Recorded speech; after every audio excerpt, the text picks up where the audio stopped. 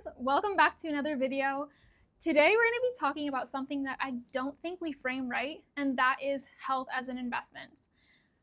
We hear all the time that it's so hard to be healthy and that you're never guaranteed your health anyway, so why should you bother? But that's kind of like saying, why should you invest your finances if you can't guarantee being rich? Both health and wealth come down to consistent habits, delayed gratification, and trust in the process. And yet, we don't say that the money that you invest day after day you shouldn't do because you can't guarantee that you're going to be rich. In wealth, you invest small amounts consistently, and over time, they compound. In health, it's your consistent habits that compound into longevity, energy, and quality of life. And neither guarantees the exact outcomes, but both massively increase your chance of thriving. You can't guarantee that you'll be wealthy, but you almost certainly guarantee you'll be broke if you never invest.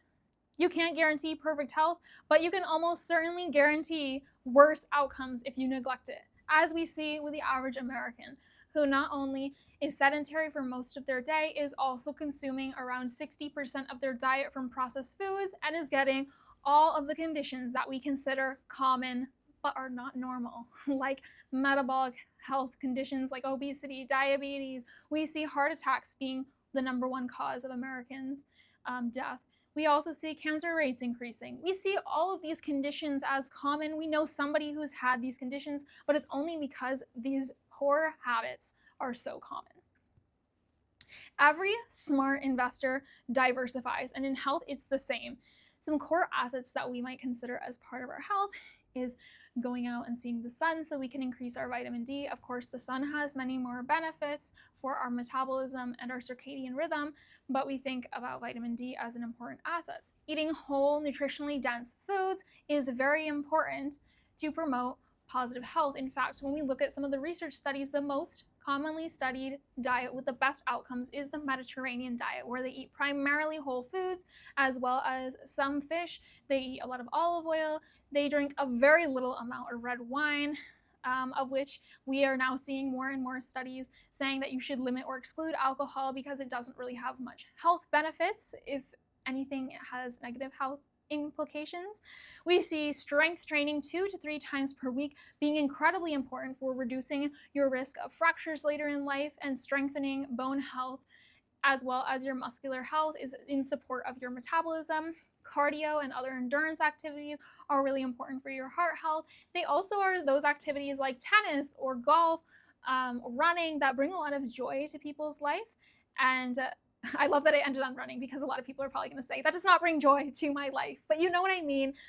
These kind of various activities bring a lot of joy, and socialization and being active are very important. Another way that a health investor diversifies. Sleep and stress management, also important. So each habit pays dividends while you're practicing it. It also provides better mood, more energy, less stress. It's not just a future thing that you're hoping to get, like a future outcome, which as somebody who's part of like the biohacking community or just cares about their health, we're obviously interested in quality health long term. But getting these benefits, like when I exercise, I feel less negative energy. That's something I will take all day, every day. Thank you very much. Here's the truth when it comes to any habit or any type of investment. You can never guarantee certainty. Certainty is never on the table. Genetics, environment, your circumstances in the terms of health play a role. They definitely do. But you can almost guarantee the exact opposite outcomes if you never invest in your health. That's why it's so important.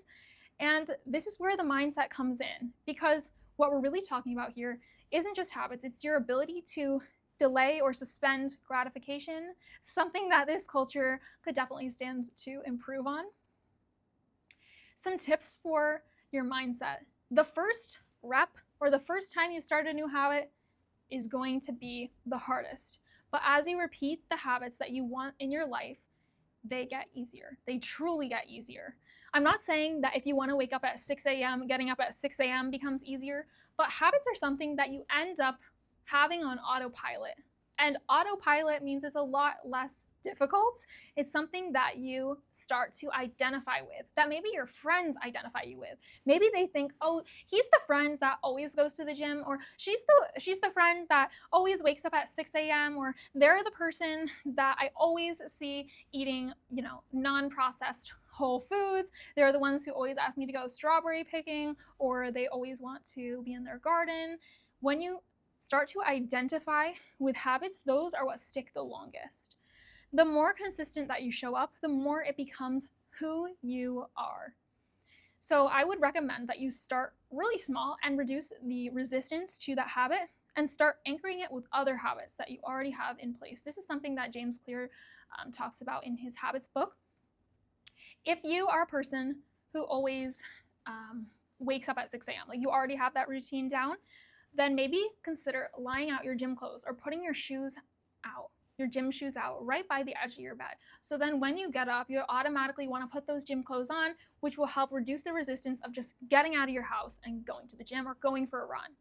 Try to anchor, which James Clear calls piggyback, these habits, and then that will help to reduce the friction or resistance that you might feel to get started, which again, I know we said that the beginning of a habit is the hardest to stick with it. So please allow yourself some grace, but that's one tip that I would definitely recommend. You can also use community, like your friendships, or maybe you want to join a running club because you want to be a runner. Use that, rely on that, especially in the beginning for your accountability. If your circle of friends expects you to show up, then you're more likely to do that. Overall takeaways is that your health is less about perfection and more about stacking the odds in your favor.